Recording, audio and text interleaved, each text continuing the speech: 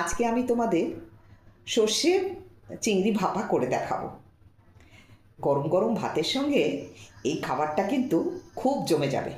তোমরা দেখো আমি কিভাবে রান্নাটা করি। প্রথমেই আমি এই দেখো চিংড়ি মাছ নিয়েছি। আমি এখানে কিছু বড় চিংড়ি নিয়েছি, তোমরা এখানে কিন্তু ছোট চিংড়ি দিয়েও করতে পারো, স্বাদ কিন্তু সেই একই থাকে। আমি সবসময় চেষ্টা করি তোমাদের খুব সহজে তাড়াতাড়ি রান্না যাতে হয়ে যায় সেসব রেসিপিগুলো দেখাতে। এই দেখো প্রথমে চিংড়ি মাছ নিয়ে নিয়েছি। এবার এখানে নিয়েছি সর্ষে, পোস্ত আর কাঁচা লঙ্কা। এটা আমি আগের থেকে বেটে রেখেছি। এটা আমি ছেঁকে নিয়েছি, তোমরা না ছাকলেও হবে। এবার দেখো এটা আমি এই মাছের মধ্যে দিয়ে দিলাম।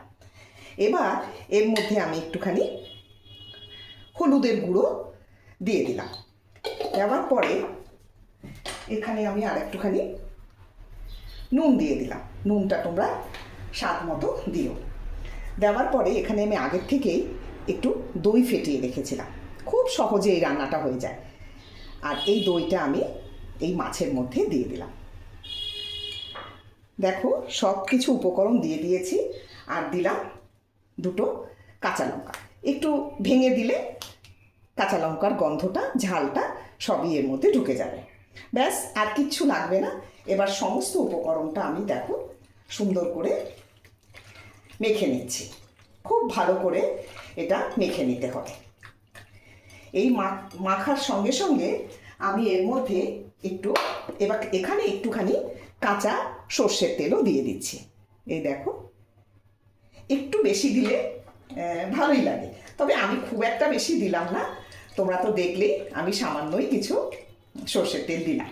এবার খুব ভালো করে এই সমস্ত উপকরণ দিয়ে মাছটাকে মেখে রাখতে হবে।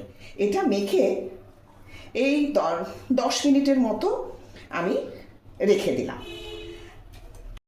দেখো 10-15 মিনিট হয়ে গেছে। এবার আমি এই মাছটাকে এই একটা টিফিন বক্স নিয়ে নিয়েছি। এই টিফিন বক্সের মধ্যে আমি সম্পূর্ণ এই মাছগুলো ঢেলে দিচ্ছি। এইভাবে সম্পূর্ণ মাছটাকে ঢেলে দেওয়ার পর দু একটা কাঁচা লঙ্কা আমি চিড়ে এর মধ্যে দিয়ে দিলাম। এতে কাঁচা লঙ্কার একটা খুব সুন্দর গন্ধ বেরোবে। দেওয়ার পরে এর উপর আর একটু সামান্য কাঁচা তেল দিয়ে দিলাম, যাতে খেতে আরও সুস্বাদু হয়। ব্যাস, আমার সম্পূর্ণ উপকরণটা একদম রান্না করার জন্য রেডি। এবার আমি ঢাকনা বন্ধ করে দিচ্ছি। এবার দেখো আমি গ্যাসে আগের থেকে একটু গরম জল করতে বসিয়ে দিয়েছিলাম। এবার একটু গরম জলটা হয়েছে। এবার আমি এই টিফিন বক্সটা এই জলটার মধ্যে গরম জলে বসিয়ে দিলাম।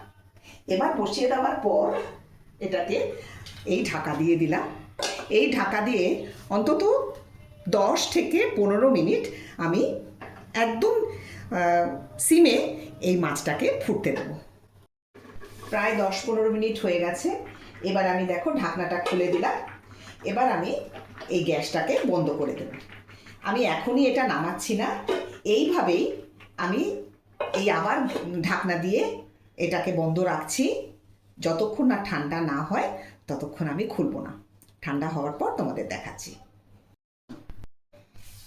এই দেখো একদম ঠান্ডা হয়ে গেছে। এবার আমি এই টিফিন বক্সটাকে তুলে নিচ্ছি। এবার দেখো আমি টিফিন বক্সের মুখটা খুললাম। দেখো কি সুন্দর হয়েছে দেখতে। আমি দেখো তোমাদের উঠিয়ে দেখাচ্ছি। এই দেখো প্রত্যেকটা মাছ একদম সুসিদ্ধ হয়ে গেছে, খুব সুন্দর হয়েছে আর খুব সুন্দর একটা গন্ধও বেরিয়েছে। দেখো এইভাবে যদি তোমরা রান্না করো তাহলে জিনিসটা খেতেও খুব সুন্দর হয় আর খাওয়াতেও খুব সুন্দর হয়। তোমাদের কেমন লাগলো অবশ্যই কমেন্ট করে জানিও।